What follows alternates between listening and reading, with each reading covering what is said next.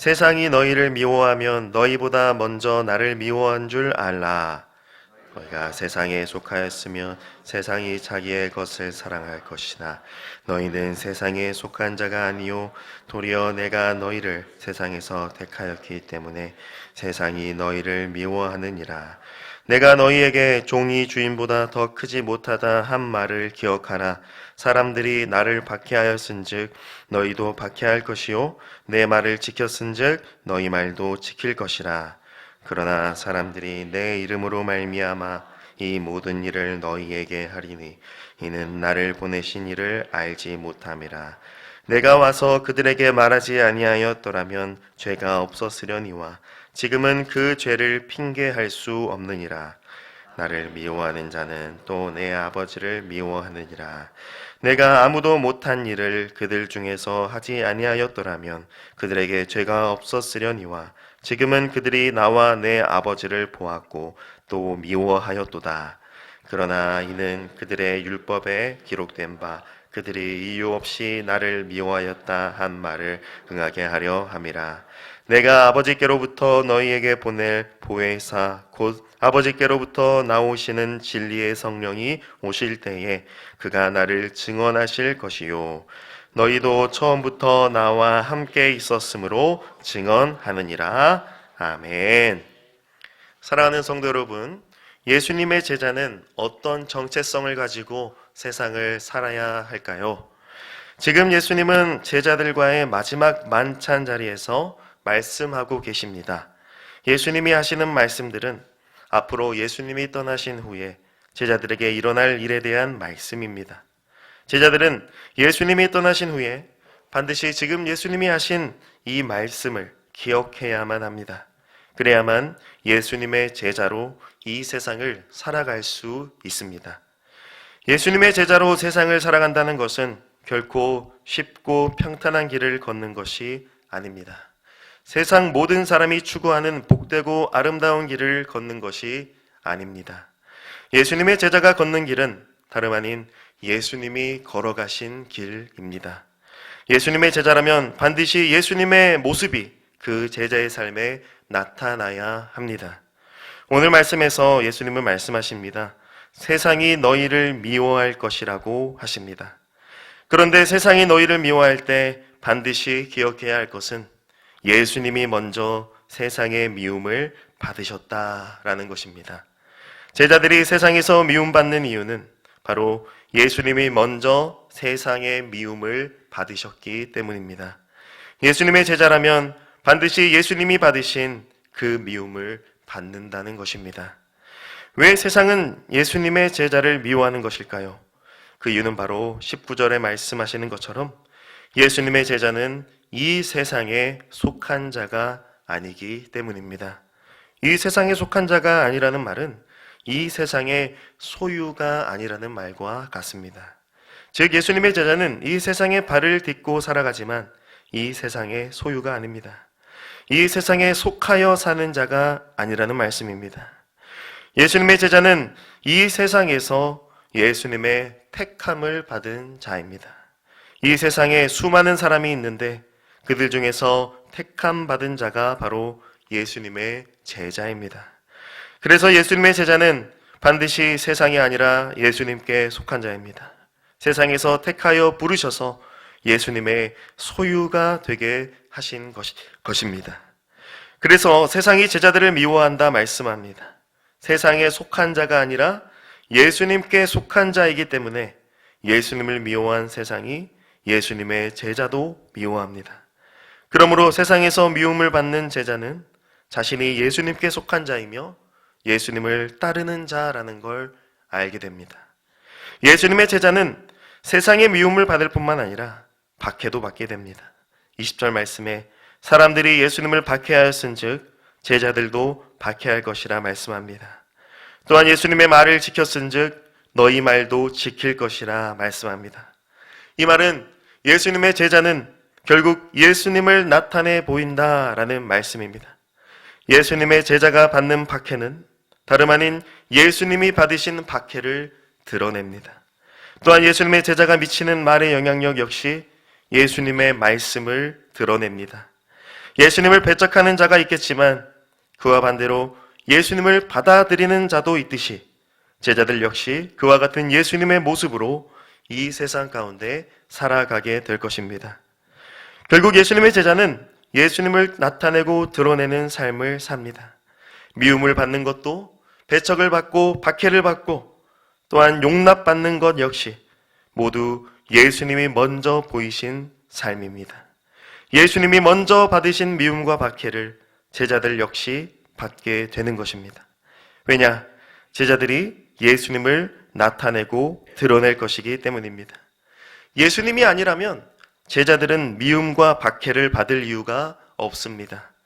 예수님을 믿고 따르지 않는다면 세상이 제자들을 미워하고 박해할 이유가 없습니다.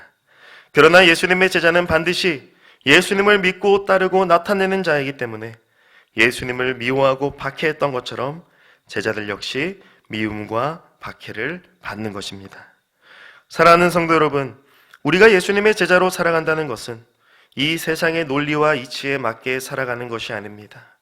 이 죄악된 세상은 세상 죄악의 논리를 따르는 자들을 사랑합니다. 그러나 예수님은 이 세상 죄악의 논리를 따르지 않으셨습니다. 오히려 예수님은 새로운 기준이 되어주셨습니다. 세상이 이해할 수 없는 새로운 기준으로 이 땅에 오셨고 그렇게 삶을 보이셨습니다. 그래서 예수님의 제자 역시도 이제는 예수님을 기준으로 하여 사는 자가 됩니다. 미움받는 것도, 박해받는 것도, 용납받는 것도 모두 다 예수님이 보이신 대로 되는 것입니다. 예수님의 제자가 사는 삶의 유일한 기준은 오직 예수님입니다. 예수님이 날 위해 받으신 그 미움과 박해가 제자의 삶에서도 나타납니다. 이 세상의 기준대로가 아니라 예수님의 말씀대로 하나님의 뜻대로 살려고 할 때에 반드시 제자의 삶에는 미움과 박해가 따릅니다.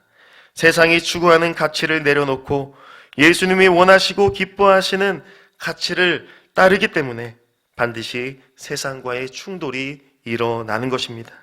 그러한 충돌에도 불구하고 예수님의 제자는 반드시 예수님을 선택합니다. 왜 그렇습니까? 그 이유는 바로 예수님이 받으신 미움과 박해, 그것이 곧 나를 위해 받으신 것이기 때문입니다. 나를 살리시기 위해, 나를 그 죄악에서 건지시기 위해서 받으신 미움과 박해와 죽음이기 때문에 그 예수님의 은혜를 아는 자는 반드시 이 세상을 거스르며 예수님을 선택합니다. 예수님의 말씀을 선택하고 예수님이 걸어가신 그 십자가의 길을 선택하는 것입니다. 세상이 왜 예수님을 미워합니까? 예수님은 세상이 자기를 미워하는 이유, 그것은 곧 아버지를 미워하기 때문이다 라고 말씀합니다. 세상은 하나님을 미워합니다. 왜 그렇습니까? 자기가 곧 하나님이라 생각하기 때문입니다. 아담과 하와의 불순종으로 말미암아 원죄 가운데 빠져있는 세상은 하나님을 미워합니다.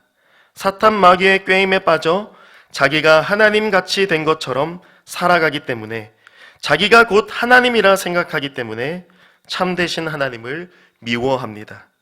예수님이 보여주신 그 참 사랑의 하나님을 미워하는 것입니다. 진짜 하나님을 알려주기 위해 오신 예수님을 미워하는 것입니다. 왜 그렇습니까? 참 하나님을 알게 되면, 받아들이게 되면 자기가 하나님이 아니 되기 때문입니다. 예수님을 하나님 자리에 모시지 않고 자기 자신이 그 자리에 앉아야 하기 때문에 예수님을 미워하고 박해하고 배척하는 것입니다. 그것이 곧 예수님을 보내신 하나님 아버지를 미워하는 것과 마찬가지인 것입니다. 이 예수님의 말씀은 이미 구약 성경에 예언된 말씀입니다. 세상은 이유 없이 예수님을 미워합니다. 이유 없이라는 말은 결국 세상이 자기들의 기준과 잣대로 판단하여 예수님을 미워한다는 것과 같습니다.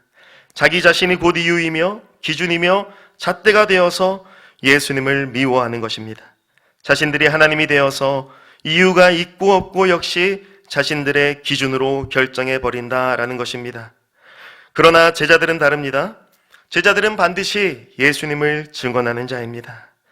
오늘 말씀 26절 27절 말씀에 예수님이 말씀하십니다. 예수님께서 아버지께로부터 보혜사 곧 아버지께로부터 나오시는 진리의 성령을 보내신다 말씀하십니다. 그 보혜사 성령님은 바로 제자들이 예수님의 증인이 되도록 하십니다. 제자들이 미움을 받고 박해받을 이유가 되시는 예수 그리스도, 그분을 증언하게 하시는 분이 바로 성령님이십니다. 성령님이 오시면 제자들을 변화시킵니다. 자기들의 기준으로 살아가려 했던 제자들을 이제 예수님을 기준으로 사는 사람들로 변화시키십니다. 성령님은 예수님의 영이시기 때문에 성령님을 받은 제자들은 예수님을 증언할 수밖에 없습니다. 예수님이 하나님의 아들이시며 하나님이 보내신 그리스도이시요 구원자이심을 증언하게 됩니다. 세상이 믿고 따르는 신들, 우상들, 그것들이 하나님이 아니라 이제는 예수님이 참 하나님이시며 왕이시며 죄에서 구원하시는 구원자이심을 증언하게 됩니다. 사랑하는 여러분, 예수님의 제자는 바로 이와 같은 정체성을 가지고 살아가는 자입니다. 제자의 정체성은 오직 예수님이십니다. 제자는 예수님을 드러내고 나타내며 증거하는 자입니다. 그 길을 걷는 것이 세상으로부터 미움과 박해를 받는 길이 될 수 있습니다. 그러나 그것보다 더 중요한 것은, 우리가 반드시 기억해야 할 것은 예수님이 먼저 미움과 박해를 받으셨다는 것이며 그로 말미암아 우리를 죄와 사망에서 의와 생명으로 옮기셨다라는 사실입니다. 세상 죄악 가운데 있던 우리를 택하시고 부르셔서 하나님의 자녀가 되게 하셨다는 그 사실입니다. 죄악된 세상은 여전히 우리 자신에게 네가 하나님이야, 네가 왕이야 라고 외칩니다. 그러나 성령으로 말미암아 거듭난 예수님의 제자는 이렇게 고백합니다. 내가 하나님이 아니요, 내가 왕이 아니고 주인이 아니요, 오직 날 위해 죽으시고 부활하신 예수님만이 나의 하나님이시며 왕이시며 주인이십니다 라고 고백합니다. 보혜사 성령님은 우리 안에 이와 같은 진리의 고백을 일으키시는 분이십니다. 그래서 우리가 어디에 있든지 어떠한 모습으로 있든지 우리로 하여금 예수 그리스도의 증인으로 살아가게 하십니다. 바라기는 우리 모두가 보혜사 성령을 받은 예수님의 제자요 신자가 되어서 오직 예수님을 믿고 따르며 증언하는 참 제자로 살아가기를 축복합니다. 그리하여 세상에 속한 자 아니라 하나님 아버지께 속한 자요 그 은혜로 부르심 받은 자로 이 세상을 담대히 살아가는 주님의 제자가 다 되기를 주님의 이름으로 간절히 축복합니다. 아멘. 하나님 아버지 감사합니다. 이 죄악된 세상에서 우리를 택하시고 부르셔서 주님의 제자요 교회로 불러주시니 감사합니다. 이 놀랍고 위대한 은혜와 사랑을 받았으니 더 이상 이 세상이 추구하는 정체성으로 사는 것이 아니라 예수님의 참된 제자의 정체성으로 살게 하여 주시옵소서. 보혜사 성령을 받은 자로 예수님을 증언하며 예수님의 본과 모습을 따르게 하시고 우리의 삶의 중심이 오직 예수님 주인 되시고 왕 되시고 하나님 되어 주시옵소서. 주님 걸어가신 십자가의 길을 따라갈 때에 낙심하거나 좌절하지 말게 하시며 십자가 너머의 부활과 최후 승리와 영광을 바라보며 묵묵히 이 좁은 문 좁은 길을 걸어가는 주님의 제자 되게 하여 주시옵소서. 이 모든 말씀 우리를 위해 미움과 박해와 죽음 당하신 주 예수 그리스도의 이름으로 기도드리옵나이다. 아멘.